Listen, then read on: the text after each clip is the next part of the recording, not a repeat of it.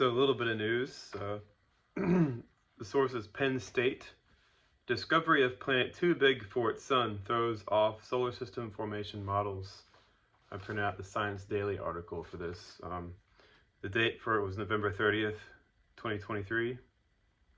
The discovery of a planet that is far too massive for its sun is calling into question what was previously understood about the formation of planets and their solar systems.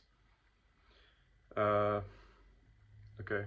Here it says, in a paper published online today in the journal Science, researchers report the discovery of a planet more than 13 times as massive as Earth, orbiting the ultra-cool star LHS 3154, which itself is 9 times less massive than the Sun.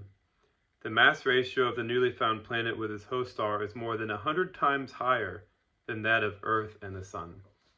So it's an Earth-sized object, or it's 13 times more massive than the Earth, and the object is the ultra-cool star LHS 3154, and it's much closer, and they're much closer in mass to each other. So instead of having a sun-like star where ours is right here, and then the Earth-sized star down here, what they're saying is it's ultra cool, so it's a little bit down here, and then a much larger Earth. So instead of being this big gap, the gap is a little bit smaller, which really isn't saying anything to the people who understand this theory. You're just looking at a little bit more evolved sun and a little bit less evolved Earth. They're just closer in age to each other, no biggie. But the reason why it's difficult for them to understand is the same reason why it's hard for you to look for your glasses when you're wearing them, unless you realize that you're wearing your glasses as you're looking for your glasses, or looking for your cell phone with your cell phone light.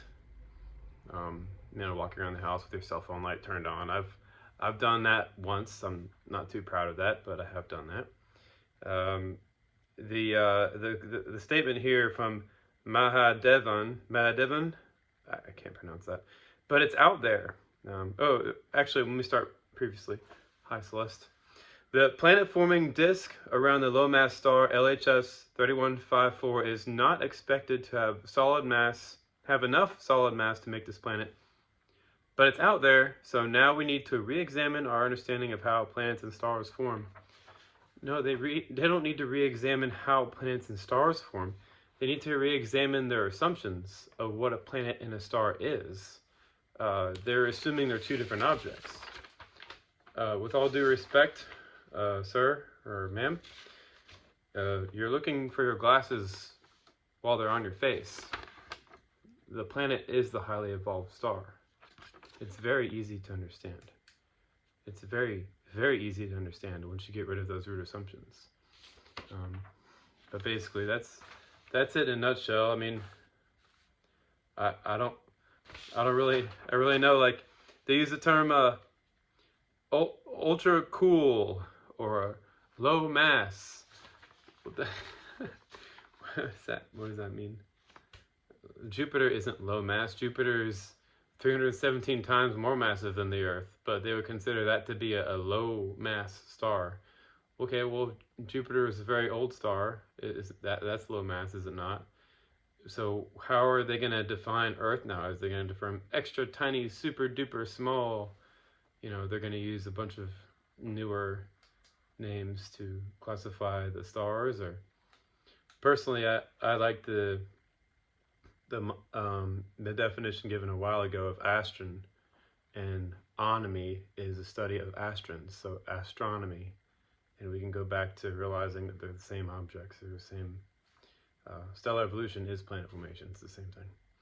All right, Penn State University. Shout out to you guys. Penn State, yeah, Penn State University, Penn State College, I guess. All right, later, y'all.